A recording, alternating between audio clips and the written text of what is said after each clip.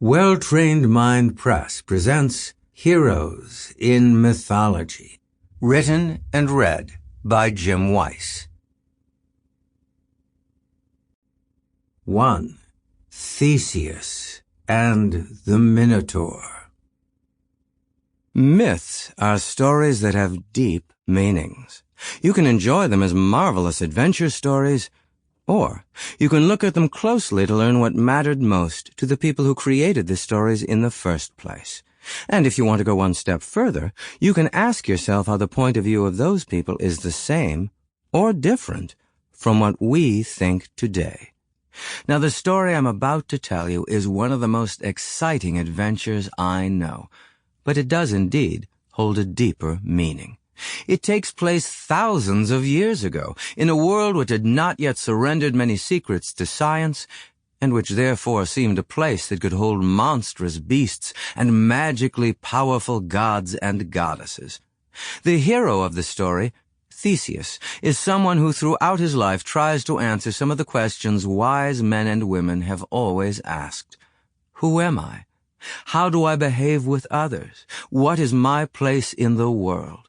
In his efforts to answer these questions, Theseus becomes both a great adventure hero and a wise man.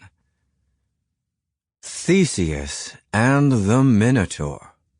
There was once a king named Aegeus, who ruled over the city of Athens in the ancient days. Now Aegeus had 50 nephews, and each of them wanted to rule the city in Aegeus's place.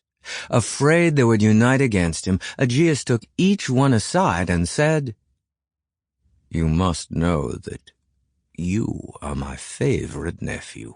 Why, I would name you today as the one who will inherit my throne when I am gone, except that your 49 brothers would never allow it. So don't tell anyone our secret. We'll have to wait until I am secure enough that they are no longer a threat to you or to me. Then I will announce you as my heir." Only, of course, he never meant to do it. In this way, he kept them from uniting to pull him from his throne, for each one believed him. Now, Aegeus knew he could never marry and have a son, for the law would automatically make that son the next in line to his throne, and the 50 nephews would finally have a common enemy and kill both the child and the father. However, while Aegeus was visiting the court of a neighboring king, he secretly wed the daughter of that king. That princess's name was Aethra, and a few months after the marriage, Aethra told King Aegeus that they were going to have a child. He took his young wife out into a field and showed her a huge boulder. Then, setting his shoulder against it and exerting all his strength, Aegeus managed to roll the boulder over. He showed his wife what was underneath. "Here I have buried my finest leather boots and my sword with a golden handle. If our baby is a boy, when he grows older you must bring him here each year on his birthday. Tell him to try to move this rock. If ever he is able to do it, he will be strong enough to defend himself in my court. Then show him the boots and the sword, tell him who his father is, and send him to me." And leaving Aethra at the court of her royal father, Aegeus returned to Athens before the child was born.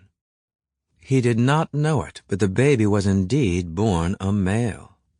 Holding the newborn child, Aethra told him, "I shall name you Theseus.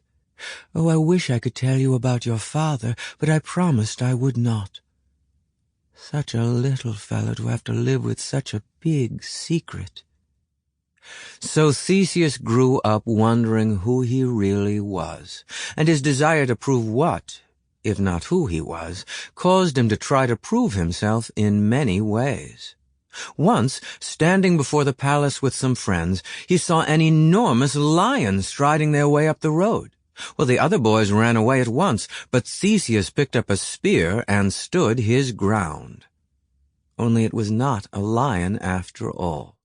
It was the famous hero Hercules, dressed as usual in the skin of a lion he had killed years before. When the huge hero saw Theseus's courage, he grinned Sample complete. Ready to continue?